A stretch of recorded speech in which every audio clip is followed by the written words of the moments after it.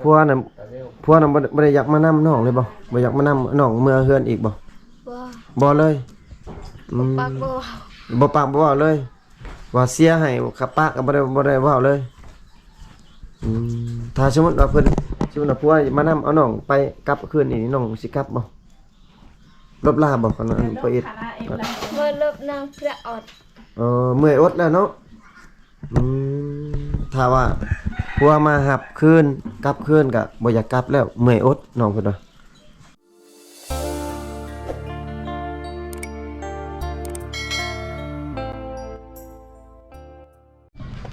สบายดีพ่อแม่พี่น้อง FC ทุกท่านเนาะพี่น้องเนาะก็ยินดีต้อนรับ FC เข้าสู่ช่องเบาไทยคือเก่าแล้วพี่น้องมื้อนี้เบาไทยก็สิพา FC มาหาสาวมือซองพี่น้องเนาะเพราะว่าเพิ่นก็ได้ยินข่าวเพิ่นว่าเพิ่นป้ากับผัวเพิ่นใหม่ๆเนาะพี่น้องเนาะประมาณอาทิตย์นึงนี่ล่ะพี่น้องเพราะว่าน้องสาวโตกับน้องสาวดาวันเพิ่นพาเบาไทยมาเยี่ยมมายามน้องแล้วก็มาถามข่าวน้องว่าเป็นจังไดเนาะเพิ่นจังปะกับผัวเพิ่นเนาะพี่น้องเป็นจังไดก็ไปติดตามชมนำกันพี่น้องเว้ยเนาะเพราะว่าตอนนี้เบาไทยก็อยู่ที่เฮือนน้องแล้วพี่น้องเว้ยเนาะเป็นสาวมือสองเนาะพี่น้องเนาะเป็นจังไดครับติดตามนำกันพี่น้องเว้ยสบายดีเนาะไก่นำทางผู้นำทางพามาพี่น้องเว้ยเป็นมาหาสาวยังนี่ชื่ออะไรต่อฮะกระเดวตาเดวสาวตาเดวโอ้เดี๋ยวสิขึ้นไปถามน้องพี่น้องมาเบิ่งสาวมือสองบ่มีลูกนะบ่ยังไม่มีลูกโอ้ไปหับได้จ้ะนะอันนี้สุดหล่อครับสบายดีคือเก่าเนาะไม่คืออ่องทงใหญ่แท้มาหาน้องสาวตะเดวเนาะสาวตาเดวเนาะสาวมือสองมาหาครั้งแรกด้วยครั้งแรกเฮกมันกาสิขึ้นไปถามน้องอยู่เฮือนเพิ่นล่ะพี่น้องเพราะว่าน้องถ่าอยู่เฮือนแล้วพี่น้องเอ้ยเนาะพี่น้องเอ้ยขออนุญาตขึ้นเฮือนต้องพี่น้องเอ้ยขึ้นไปหาน้องสาวตาเดวเพิ่นสาวมือสองพี่น้องเนาะตัวพี่น้องอันนี้เป็นเฮือนซานของน้องสาวตาเดวสาวมือสองพี่น้องเฮือนซานของน้องบัดส่วนน้องสบายดีเฮ็ดยังนี่นะนึ่งหน่อไม้นึ่งหน่อไม้ต้มหน่อไม้เนาะต้มหน่อไม้ไปหาหน่อไม้ลูกไปหาหน่อไม้นี่ลูกหอยเองไผยังบ่ลุกเนาะพี่น้องน้องสาวตาเดวพี่น้องเป็นกะอยู่เพื่อนผู้เดียวติน้องโดยใช่พ่อแม่ไปใช่เป็นไรไปให้เอาให้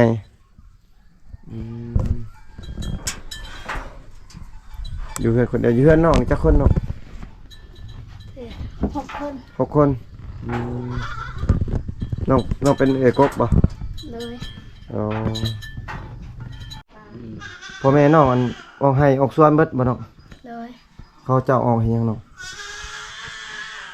เขาออกเฮ็ดหยังเจ้านันตะหดข้าวเลยสุดสอดบ่สุดสอดหดข้าวให้บ่น้องสุดสอดโดยไทยโดยไทยตรังไปไหนเลี้ยวฮะดังเบี้ยบ่ดังเบี้ยหูภาษาลาวบ่หลายพี่น้องเอ้ยหูน้อยเดียวเพิ่นน่ะอันน่ะได้ยินข่าวว่าน้องอันน่ะปากกับผัวบ่ปากผัวใหม่ๆนี่เนาะเพราะว่าเบิ้นบ่มื้ออาทิตย์เบิ้นมื้ออาทิตย์ได้ประมาณอาทิตย์นึงแล้วเพิ่นปากกับผัวเพิ่นพี่น้องเอ้ยเป็นหยังจึงปากกันเนาะกับผัวน้องผิดกันบ่ผัวบ่เฮ็ดเวียกผัวบ่เฮ็ดเวียกหยังเวียกให้บ่เฮ็ดเวียกให้เวียกหยังก็บ่เฮ็ดเลยเลยโอ้ มีแต่นอนติดมันพัวติดเหย้าติดยาป่ะ ติดเลย โอ้เวียกเวียกหยังกับเฮ็ดเลย บ่เฮ็ดเลย โอ้เวียกกลางค่ำกลางคืนกับเฮ็ดไปหาผู้สาวแม่นบ่ เราก็ไปหา ผู้สาวก็ไปหาอืมมีน้องมีลูกแล้วบ่ นั่ง ยังบ่มีลูกน้องเอากับผัวน้องนั่นประมาณจักปีละ บ่ฮอดปี อ๋อ บ่ฮอดปีได้บ่หา6 เดือน 7 เดือน 7 เดือนโอ้น้องยังเกาะน้องซาวตาเดวเนาะ เลย อืมเอาผัวประมาณ7 เดือนแล้วก็ยังบ่ทันได้ลูกผัวอั่นบ่ได้เฮ็ดเวียกนำ ก็เลยเฮ็ดเวียกนำ อืมแล้วน้องมาบ่น้องปบมาบ่หรือว่าเขาจะเอามาส่ง ปบ ปบมา เออ น้องย่างมาบ่ทุกคนนั่นดูว่านี่นะ ย่าง อ๋อคิดว่ามีแบบเขาพอเขาน้องไปเอาบ่มี บ่มี เออบัดเครื่องน้องได้ซะน้องเครื่องน้องเอามาเลย เอาเลย เอามาเลยลายอยู่บ่เครื่องน้องน่ะ ว่าลาย มีแต่เครื่องนุ่ง โดย ผัวบ่ได้ให้หยังบ่น้องมา บ่ได้ให้ อ๋ออย่าว่ามาแล้วผัวเอาเงินให้เจ้าเอาเงินเมื่อเด้อว่าตัวนี้บ่มี บ่มี อ๋อน้องไปอยู่เพื่อนเพื่อนปูเพื่อนยาเนาะแม่นบ่เพื่อนผัว แม่นเลย บ่ได้เอาออกบ่ได้ออกเพื่อนต่างบ่ตะเบิ่นดงมุโตะกับพวกอำเปะเอ้ย เออ อ๋ออยู่เพื่อนกับพ่อกับแม่ปู่ย่าพี่น้องแต่ว่าผัวน่ะบ่ได้เฮ็ดเวียกเฮ็ดงาน มีแต่นอนมีแต่ลิ้นเนาะอืมก็น้องเพิ่นปบมาย่างมาพี่น้องเอ้ยน้องสาวตาเดียวน้องอยู่พุ่นเฮ็ดหยังเฮ็ดให้บ่ เฮ็ดให้เฮ็ดสวน เฮ็ดสวนเฮ็ดหยังอีกเสียหญ้า เสียหญ้า อืมฮูดข้าวแล้วบ่อยู่พุ่นน่ะอยู่บ้านผัวน่ะ นั่ง อ๋อเดี๋ยวน้องปบมาก่อน เลย บ่ไหวเนาะอืมอันน้องไปอยู่พุ่นน่ะเขามาอันนั้นน่ะบ่ตอนน้องก็คือตอนน้องสิไปน่ะเขาจะมาเฮ็ดดองเรียบร้อยแล้วน้องเนาะ เฮ็ดแล้ว อืมค่าดองแพงบ่ค่าดองเท่าไหร่ขอแต่งน้องผัวน้องแต่งเท่าไหร่ ล้าน 10 ล้านพระเจ้าทอกเบิดบ่ทอกเบิด10 ล้านแล้วกินงัวกินหยังจานเราจานต้นดอง ใน โอ้กินแบ้เงิน10 ล้าน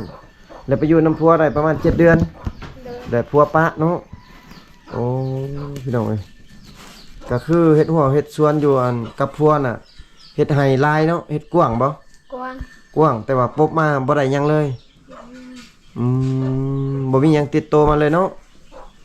ก็คือมาอยู่กับพ่อกับแม่อยู่ในเฮือน เลย พี่น้องเอ้ยก็เฮือนสั้นของน้องก็ซ้ำนี่ประมาณซ้ำนี่ล่ะพี่น้องเอ้ยสาวมือสองพี่น้องเอ้ยบ่มีลูกเนาะอยู่กับผัวประมาณ7 เดือนพุ่นเนาะม่วนอยู่ว่าอยู่น้ำผัวตะกี้ม่วนอยู่บ่ดูอันนี้เลยบุยบ่ตะกี้รั่วบ่รั่ว คันเริ่มตำเริ่มเปาะกี่รัวมาอันนึงตะกี่ โอ้แสดงว่าบ่ม่วนแบบอยู่น้ำผัวแบบว่าผัวบ่เฮ็ดเวียกเนาะ เลย ผัวเป็นคนขี้ข้านหาลิ้นซาวบ่ เลย กินแล้วนอนโอ้ก็บ่ได้เฮ็ดเวียกช่วยก็เมื่อยคือกันเนาะน้องเนาะเอี่ยวเตะฮะ เออ คันว่าช่วยกันเฮ็ดช่วยกันสร้างนี่ก็ม่วนเนาะเอาลูกเอาผัวก็ม่วนแต่ก็คือน้องเพิ่นว่าเสียใจก็คือว่าผัวบ่ได้เฮ็ดเวียกนำหั่นล่ะพี่น้องเอ้ยจักปีเลยน้องหั่นเนาะชักกะโมง นึ่งเสียตะลัง โอ้ได้บ่ประมาณ16 17 ปีซั่นนี่แหละอย่าคำบอกอย่าบ่ฮอดซ้ํนี่แหละเอาผัวแต่ยังน้อยแบบนี้แหละเนาะอิดกระยะแต่ยังแก๊สแหละยากอยากทิ่มเนี่ยได้กับทิ่มอยากปะก็ได้กับปะแม่นบ่ไอ้บ่ แม่น พี่น้องเว้ยก็เป็นตาสงสารน้องอยู่พี่น้องเว้ย เพราะว่าเอาพัวยังน้อยแต่ยังน้อยก็ถือพัวถิ่มพัวปะพี่น้องเอ้ย เขาเปิดแพงไง ชิน้องเคยไปรับจ้างอยู่บ่ น้องก็เอาเลย น้องเคยไปรับจ้างอยู่บ่ เคย บ่เคยอืมก็คือพัวที่น้องว่าเนี่ยเงินค้ำกับเราให้บ่เงิน บ่ บ่ให้ได้เงินก็บ่มี มี ไปเห็นเรียนเดือนหนึ่งให้3,000 อ๋อฮะเดือนหนึง เรียนเดือนหนึ่งให้3,000ให้เมีย 3,000กีบดิ แม่น อันปะตะตะเวียกไงตะและอันตะ บ้านอันบก บ้านน้องบก ปอแค่คำมวณ แม่น อั เรา น บ่มักเราเพชรเรียกปะเมีย อ๋ออันนั้นปะตะเวียกอยู่ พวกเพชรเรียก อยู่เมืองอื่นแล้วก็ฝากเงินให้เมียนี่3,000กีบ จู้ไง เราบ่ได้เรียก เรามาตะเวียกแล้วเราให้3,000กีบปอ3,000กีบซื้อขนมทงหนึงก็ยังบ่อยากได้เด้อพี่น้องเว้ยแสดงว่าเขาจากปะน้องแล้วเนาะบางทีก็เรามีผู้สาวก็มีเนาะติดผู้สาวก็มีแบบนั้นอืม ติดกระทอมลาย โอ้ติดกระท่อมเนาะพี่น้องเว้ยกะมันมีหลายสาเหตุพี่น้องเว้ยเรื่องลิ้นเรื่องกินมันกะมีหลายอย่างหลายแนวพี่น้องเว้ยแล้วก็เรื่องแสนเรื่องเศร้าก็มีเนาะพี่น้องน้องเสียใจบ่ที่ว่าผัวปะนี่เสียใจอยู่บ่น้อง บ่ บ่แหละเมื่อยอดแล้วเนาะ แม่อด เมื่อยอดเอี้ยวแล้วอดนะครับพี่น้องเว้ย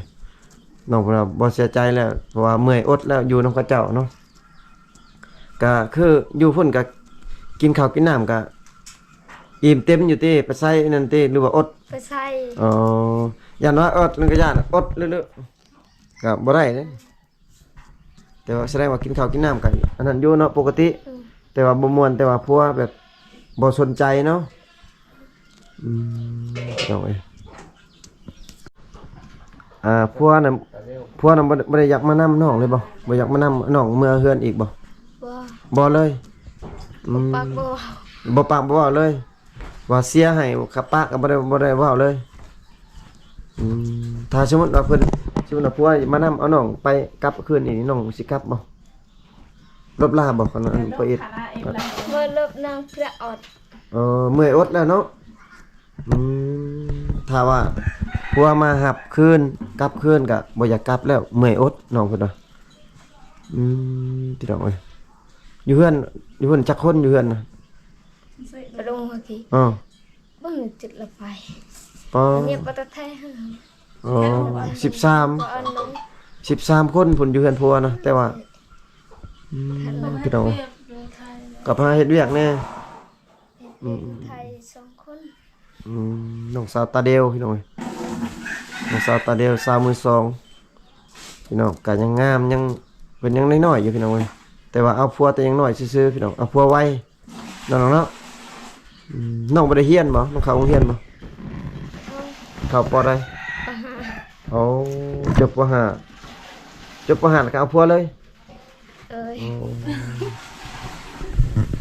ติดผู้บ่าวแล้วก็เอาผัวเลยเนาะเรามาล้มพี่บ่ตะกี้หั่นเรามาล้มพี่น้องอยู่พี่บ่ ลง อ๋อ มาล้มแล้วก็ติดกันแล้วก็จวดเลยเนาะแต่ว่าเดี๋ยวนี้น้องเพิ่นว่าเมื่อยอดแล้วบ่อยากกลับแล้วเนาะพี่น้องเอ้ย ทำงานในเกาะลิมหายเนาะ ชื่อน้องนี่คือข้าวน้ำสปาอยู่เฮือนน้องนี่กลมกินบ่น้องพอกินบ่ บ่กลม โดยนี่ตะเบินคำเนาะ ตะบันค อ๋อข้าวน้ำสปาอาหารแห้งเสื้อผ้าก็ยังบ่พอแม่นบ่อันเบิ่งสังเกตคือว่านั่นเนาะอยู่ในเฮือนน้องก็บ่มีหยังพี่น้องเอ้ยมันเป็นแม่เพิ่นเนาะพี่น้องเอ้ยน้องเพิ่นว่าข้าวบ่พอกินพี่น้องยังบ่ได้ฮูดข้าวบ่นี่อยู่ของอยู่นั่นฮูดแล้ว ำพูดแล้ว แล้วบ่หรือว่ายัง แล้ว เราจะกระสอบ ใส่ เจ็บเป้า ใช่เปล่า ไปเป้า ไปเป่าแnhẹไทยเกโอ้ จะเจน โอ้ยเจนฮะยังบ่สุกแน่กะว่าประมาณเบิดให้ได้ประมาณจักสอบแnhẹเกประมาณ ก็ดัง เบิดบ่มื้อจิต ก็ประมาณ โอ้บ่ได้เนาะ ให้บ้อมอยู่แต่เขางาม เขาบ่งามให้กว้างอยู่แต่เขาบ่งามเขาเฮ็ดให้เนาะบ่คือเขาเฮ็ดหน้าได้อืมก็คือข้าวบ่พอกินเนาะคือทางแม่เพิ่นก็ว่าข้าวบ่พอกินแม่เพิ่นต้มหน่อไม้อยู่พุ่นพี่น้องเอ้ยก็มาถามน้องเพิ่นนี่ก็ข้าวน้ำสับปลาก็บ่พอกินพี่น้องเอ้ยอันน่ะคือสุน้องบ่มีหน้าติบ่ได้เฮ็ดหน้าติ บ่มี เฮ็ดแต่ให้แต่ละปีเนาะสว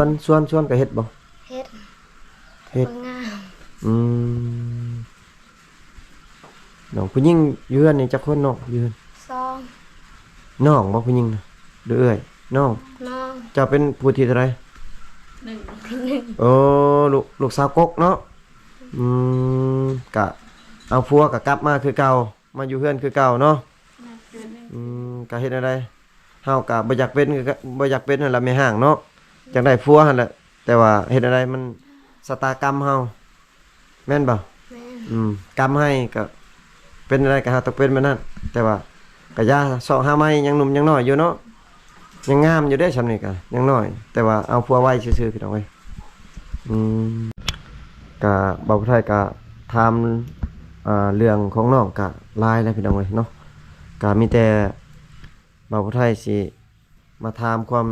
ต้องการของน้องเนาะหรือว่าความสิ่งที่มันขาดเคินอยู่ในเฮือนซ่านของน้องนั่นเนาะพี่น้องเนาะก็เพราะว่า